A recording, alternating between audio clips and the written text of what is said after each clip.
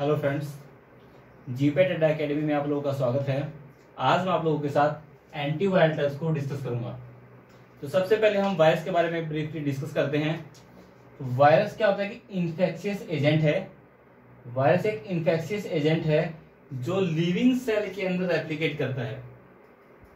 Virus एक infectious agent है जो इन्फेक्शन कोज करता है और वो होस्ट सेल या लिविंग सेल के अंदर जाके रेप्लिकेट करता है, मींस मल्टीप्लाई करता है। ठीक है, अब आते हैं हम इसकी स्ट्रक्चर पे। ब्रीफ में हम इसकी स्ट्रक्चर डिस्कस कर रहे हैं। यहाँ पे मैं वायरस को शो कर रहा हूँ, वायरस का डायग्राम है। ग्रीन पार्ट में जो लेयर में शो कर रहा हूँ वो क्या है, एनवेलप है, आउटर कवरिंग है, जो किसकी बनी है, लिपोप्रोटीन लेयर की। सेकेंड जो पार्ट है, जो रेड पार्ट है, उसको हम बोलते हैं कैप्सिड। कैप्सिड जो पार्ट है वो कैप्सोमियर प्रोटीन का बना हुआ है, कैप्सोमियर प्रोटीन। इस कैप्सिड लेयर के इनसाइड में क्या प्रेजेंट होता है, जेनेटिक मटेरियल। वो जेनेटिक मटेरियल या तो डीएनए हो सकता है या फिर आरएनए हो सकता है। जेनेटिक मटेरियल के बेसिस पे हमने बैक्टीरिया को दो कैटेगरी में डिवाइड किया है, डीएनए कंटेनिंग वायरस और आरएनए कंटेनिंग वायरस। तो सबसे पहले जो डीएनए कंटेनिंग वायरस है उसका एग्जांपल है herpes virus.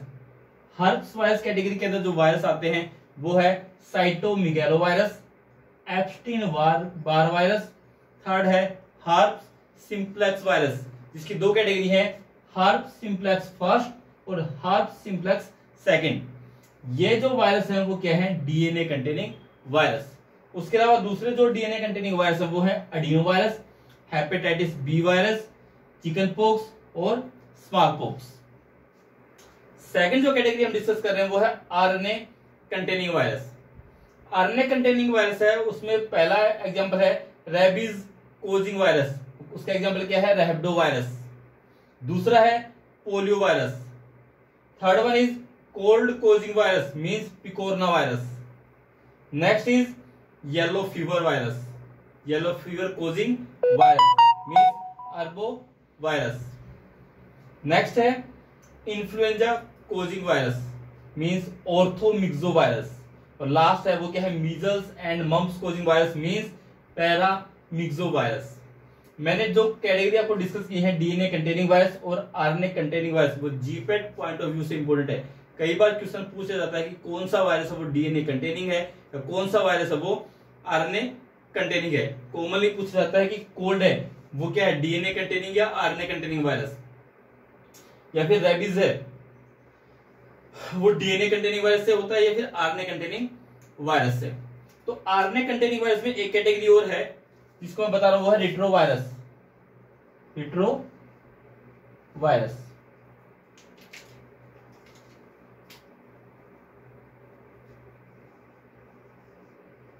Retrovirus, R word से रिवर्स और टीआर वर्ड से ट्रांसक्रिप्शन।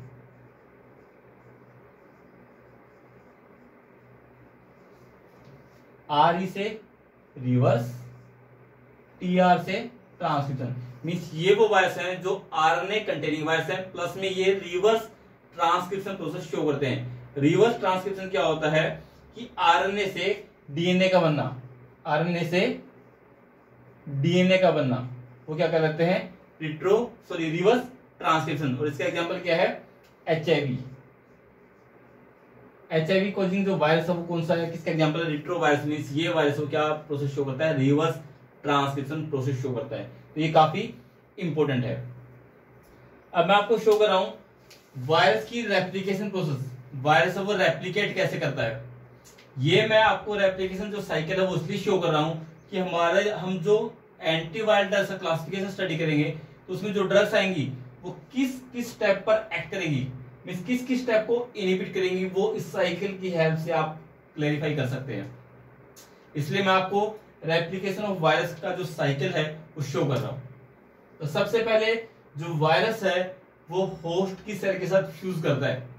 सबसे पहला स्टेप क्या होगा, जैसे ही वायरस बॉडी के अंदर एंटर करेगा वो होस्ट की सेल के साथ फ्यूज करेगा। ठीक है, तो मान लो ग्रीन पार्ट में क्या वायरस है और जो ब्लैक पार्ट की जो कवरिंग है वो क्या है, होस्ट सेल। तो वायरस है वो होस्ट सेल के साथ फ्यूज कर रहा है, इसको क्या बोलेंगे, fusion of virus with host cell. Fusion होने के बाद क्या होगा, जो वायरस है वो होस्ट सेल के अंदर एंटर कर जाएगा, पेनिट्रेट कर जाएगा, उस स्टेप को क्या बोलेंगे, पेनिट्रेशन।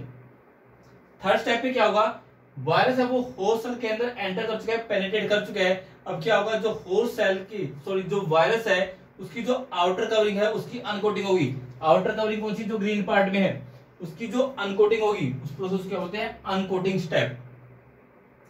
अनकोटिंग होने के बाद क्या होगा, जो न्यूक्लिक एसिड है उसकी सिंथेसिस स्टार्ट हो जाएगी। न्यूक्लिक एसिड की सिंथेसिस किस लिए स्टार्ट होगी, ताकि जो वायरस वो मल्टीप्लाई कर सके, 1 से 2 वायरस, 2 से 4 वायरस, जितने वायरस बनेंगे उनको क्या चाहिए, जेनेटिक मटेरियल चाहिए, डीएनए या आरएनए। वो क्या किस प्रोसेस से मिलेगा हमें, by nucleic acid synthesis process. तो अनकोटिंग होने के बाद क्या होगा, होस्ट सेल के अंदर न्यूक्लिक एसिड की सिंथेसिस वो स्टार्ट हो जाएगी। तो न्यूक्लिक एसिड अगर डीएनए कंटेनिंग वायरस है तो डीएनए से क्या बनेगा, डीएनए बनेगा। क्लियर है? ऐसे ही अगर आरएनए वायरस है तो जेनेटिक मटेरियल क्या बनेगा, न्यूक्लिक एसिड क्या बनेगा, आरएनए से आरएनए बनेगा। साथ में एक प्रोसेस और भी होगी, डीएनए से क्या बनेगा, एमआरएनए बनेगा। ऐसे ही आरएनए से क्या बनेगा, एमआरएनए।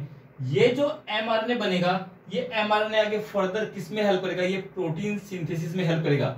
मींस न्यूक्लिक एसिड की सिंथेसिस तो होगी ही, साथ में एमआरएनए की सिंथेसिस होगी जो आगे फर्दर प्रोटीन सिंथेसिस में हेल्प करेगा। तो यहाँ पे जो एमआरएनए बनेगा आगे वो क्या काम करेगा, प्रोटीन सिंथेसिस में हेल्प करेगा। प्रोटीन सिंथेसिस किस टाइप की प्रोटीन, एग्जांपल के लिए मैं बता रहा हूं कि स्ट्रक्चरल प्रोटीन है वो बनेंगे। वायरस के अंदर स्ट्रक्चरल प्रोटीन की रिक्वायरमेंट होगी, तो वो स्ट्रक्चरल प्रोटीन कहां बनेंगे, इस प्रोटीन सिंथेसिस के द्वारा। स्ट्रक्चरल प्रोटीन में एग्जांपल के लिए दिखा रहा हूं, ये जो स्ट्रक्चर थी वायरस की, इसकी जो आउटर एनवलप है वो किसका बना हुआ है, लिपोप्रोटीन का। मींस प्रोटीन एक पार्ट है, वो प्रोटीन किसका बना हुआ है, सॉरी, इसकी जो स्ट्रक्चर है वो उसके अंदर प्रोटीन पार्ट यूज हो रहा है। दूसरा जो कैप्सिड पार्ट है, कैप्सिड किसका बना है, कैप्सोमियर प्रोटीन का। ये सारे क्या हैं, प्रोटीन। उस प्रोटीन कहां पे सिंथेसाइज होगा, इस प्रोटीन सिंथेसिस के द्वारा, मींस स्ट्रक्चरल प्रोटीन बनेंगे। एमआरएनए क्या काम करेगा, स्ट्रक्चरल प्रोटीन बनने में हेल्प करेगा। अब क्या होगा कि यहाँ पे जेनेटिक मटेरियल है वो बन चुका है, स्ट्रक्चरल प्रोटीन है वो भी बन चुके हैं। अब क्या होगा, जो जेनेटिक मटेरियल है और जो स्ट्रक्चरल प्रोटीन है उनकी असेंबलिंग होगी। तो अगला स्टेप क्या होगा, असेंबली ऑफ विरियोन। इस स्टेप में क्या होगा, जो जेनेटिक मटेरियल है डीएनए या आरएनए प्लस में स्ट्रक्चरल प्रोटीन आपस में कंबाइन कर दिए जाएंगे। कंबाइन होने के बाद क्या होगा, कंप्लीट वायरस बन जाएगा। वायरस बनने के बाद क्या होगा, वो वायरस होस्ट सेल से रिलीज कर दिया जाएगा या रिलीज हो जाएगा आउटर पार्ट में। यहाँ पे क्या होगा, release of virus from host cell, इससे बाहर आ जाएगा। और किस प्रोसेस से बाहर आएगा, बर्डिंग प्रोसेस से। सेल से बाहर आने के बाद अब क्या काम करेगा, ये वायरस जो नए वायरस रिलीज हुए हैं ये दूसरी सेल्स के साथ फ्यूज करेंगे, फ्यूज करके सेम प्रोसेस रिपीट होगी। ठीक है, इस टाइप से ये वायरस है वो अपने आप को रेप्लिकेट करते रहते हैं। क्लियर है? तो अब यहाँ पे मैं एक वायरस और शो कर रहा हूं।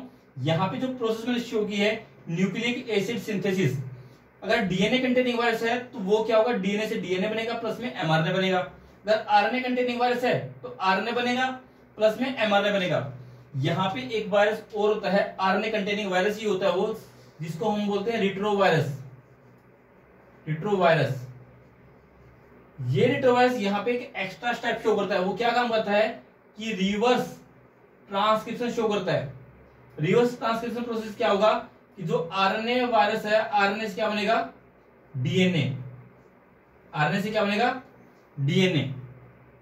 ये जो डीएनए है ये होस्ट सेल का जो डीएनए है उस डीएनए के साथ इंटीग्रेट करेगा, इंटीग्रेट करेगा।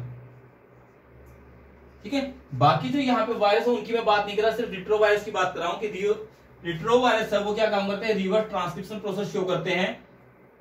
रिवर्स ट्रांसक्रिप्शन प्रोसेस से वो क्या काम करेंगे, आरएनए से क्या बनाएंगे, डीएनए बनाएंगे। और जो डीएनए बनेगा वो क्या काम करेगा, होस्ट सेल के डीएनए के साथ इंटीग्रेट करेगा, बाइंड करेगा। ठीक है, तो यहाँ पे वो एक्स्ट्रा स्टेप काफी इंपॉर्टेंट है, वो हम रिट्रोवायरल जो ड्रग स्टडी करेंगे वहां पे वो स्टेप इंपॉर्टेंट रहेगा। तो ये पूरा स्टेप क्या था, रेप्लिकेशन ऑफ वायरस। यहाँ पे डिफरेंट साइट्स पे हम ड्रग एक्ट करेंगे। जैसे कोई ड्रग है वो फ्यूजन को इनहिबिट करेगी, कोई ड्रग है वो अनकोटिंग को इनहिबिट करेगी, कोई ड्रग है वो न्यूक्लिक एसिड की सिंथेसिस को इनहिबिट करेगी, कोई ड्रग प्रोटीन सिंथेसिस को इनहिबिट करेगी, कोई ड्रग क्या काम करेगी, असेंबली ऑफ विरियन उसको इनहिबिट करेगी, और कोई ड्रग है वो वायरस के रिलीज को इनहिबिट करेगी। तो जो हम क्लासिफिकेशन जब एंटीवायरल ड्रग्स का स्टडी करेंगे तो सभी ड्रग्स हम वो अलग अलग वे से एक्ट करेंगे। तो नेक्स्ट क्लास में हम स्टडी करेंगे classification of antiviral drugs, plus में वो ड्रग्स किस किस साइड पे एक्ट करके अपना एक्शन शो करती हैं। अगर आपको हमारा ये वीडियो पसंद आया हो तो प्लीज लाइक कीजिए और हमारे चैनल को सब्सक्राइब कीजिए। Thank you.